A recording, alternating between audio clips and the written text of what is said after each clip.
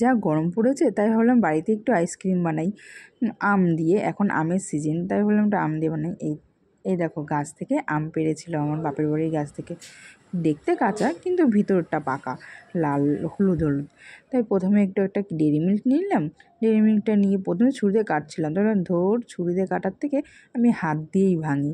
তারপর হাত দিয়ে ভেঙে নিলাম, ভেঙে টুকরো টুকরো করে নিলাম, করে নিয়ে তারপরে স্টিম করে নেব, নিয়ে গালিয়ে নেব, গালিয়ে নিয়ে ছোটো ছোটো বাড়িতেই ছিল চায়ের কাপে দিয়ে করে দেবো। সেইভাবে আমি ভালোভাবে পারিনি, যে ওটা ভালোভাবে দিয়ে গুঁড়িয়ে সুন্দর করে করতে হয়, সেটা ভালোভাবে পারিনি। যেটা পারিনি সেটা বলতেই হবে যে পারিনি।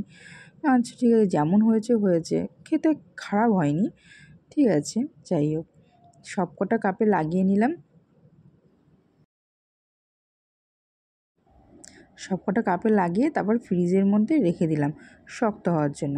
তারপরে এই একটা মিক্সারে আমগুলো কেটে আমগুলো দিয়ে তার মধ্যে একটু চিনি দিলাম, চিনি দিয়ে তার মধ্যে একটু দুধ দিলাম, কাঁচা দুধ দিয়ে মিক্সারে ভালো করে একটা পেস্ট বানিয়ে নিলাম। তারপরে কাপগুলো ফ্রিজ থেকে বের করে তারপরে কাপের মধ্যে দিয়ে দিলাম আর সেই পেস্টটা ধীরে ধীরে আবার ফ্রিজের মধ্যে রেখে দিলাম। এবার ফ্রিজের মধ্যে দিয়ে আর 1-2 ঘন্টা পরে দেখি হালকা হালকা একটু শক্ত হয়েছে। তারপরে কাঠিগুলো দিয়ে দিলাম, কিন্তু সেটার ভিডিও আর তোলা হয়নি।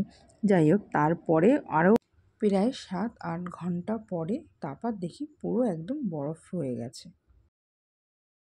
পরে দেখি পুরো জমে একদম বরফ হয়ে গেছে। তোজো তো সেই মজা পেয়েছে, ভীষণ মজা পেয়েছে ছেলে। তাই এবার সব এই দেখো, তেমন ভালোভাবে আমি কাপে করতে পারিনি। যাই হোক, যেমন হয়েছে, ছেলে মজা পেয়েছে, আমরা খেতে ভালো হয়েছে, এটাই হলো। খেতে খারাপ হয়নি, ভালোই হয়েছে। কেমন লাগলো আমার এই আইসক্রিম বানানোর ভিডিওটা জানাবে প্লিজ। আর বাড়িতেও করে খাবে, আপনারা বানিয়ে খাবেন। দেখো তোজো কেমন মজা পেয়েছে, ওর তো খুব ভালো লেগেছে।